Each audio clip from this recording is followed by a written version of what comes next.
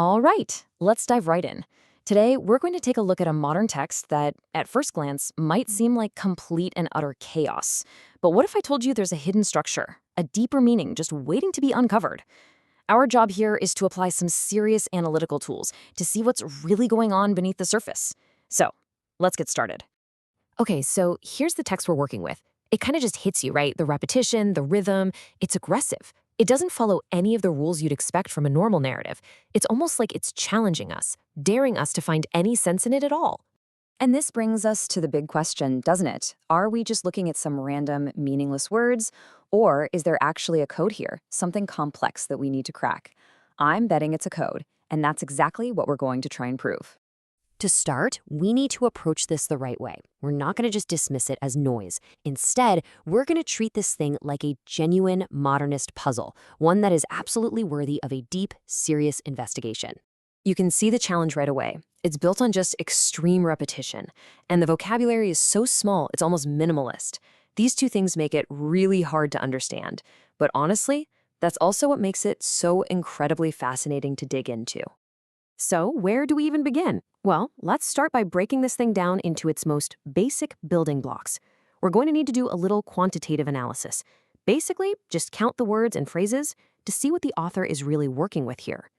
And check it out. As soon as we start counting, we find something really interesting. It turns out this text isn't chaotic at all. It operates with a very specific, and I'd say very powerful set of words. See, it's not the number of words that gives this text its power, but the focused, relentless way it uses just a few of them.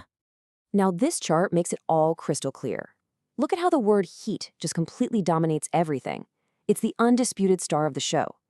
Then you've got Get It, which is a solid supporting actor, showing up a lot, but not nearly as much. And then you have these little phrases like, come on, that just pop in as, like, punctuation. This is not random. This is a highly structured system. We can even take this a step further and group these phrases by what they do. HIIT, well, that represents a state of being. Get it is the action you take. And come on works as a call to action either from outside or from within. And just like that, you can see a coherent structure emerge. There's a whole philosophy at work here. So now that we've counted the words, let's talk about what they actually mean. To do that, we have to explore the text's most dominant idea, its central philosophical concept, this idea of heat. I think it's pretty clear that when the text says feet, it's not talking about the weather. It's a metaphor, right?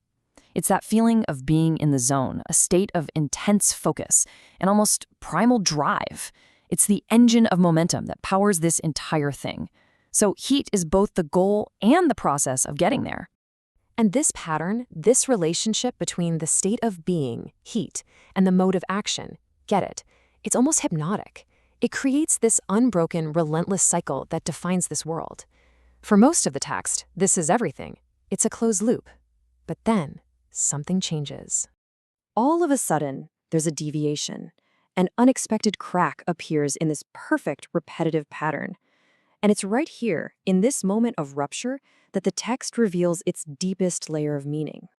Here it is. After that storm of heat and get it, we get this one line, if only I could find a way. It's this moment of profound vulnerability. It's quiet, it's questioning, and it completely reframes everything that came before it. This one line completely transforms the text. It's no longer just about maintaining motion. It's now about a search.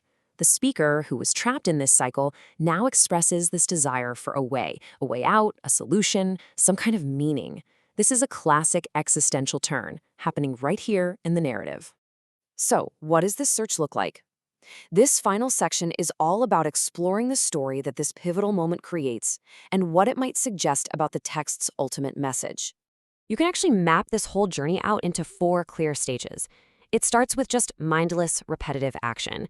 That's followed by a sudden moment of self-awareness, that crack in the pattern. Then comes the expression of what's holding them back, the fact they can't find a way. And it leaves us in the final stage, an unresolved search.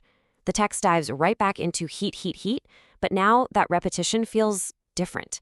It feels almost desperate. So let's quickly recap what we've uncovered. This text is not random noise. It's actually highly structured. It uses a very small but powerful vocabulary to explore these big themes of momentum and action. The crucial turning point is that single line that shifts the whole thing into a quest for a way. And in the end, we're left with an ambiguous, unresolved ending, which kind of traps both the speaker and us in its cycle. Which brings us to our final question. After all of this analysis, what are we really looking at here? Is this the transcript of a 25-minute home workout video? Or is it a profound minimalist allegory for a 25-year or even a lifelong search for meaning in a repetitive and demanding world? The text, in all its ambiguity, doesn't give us an answer.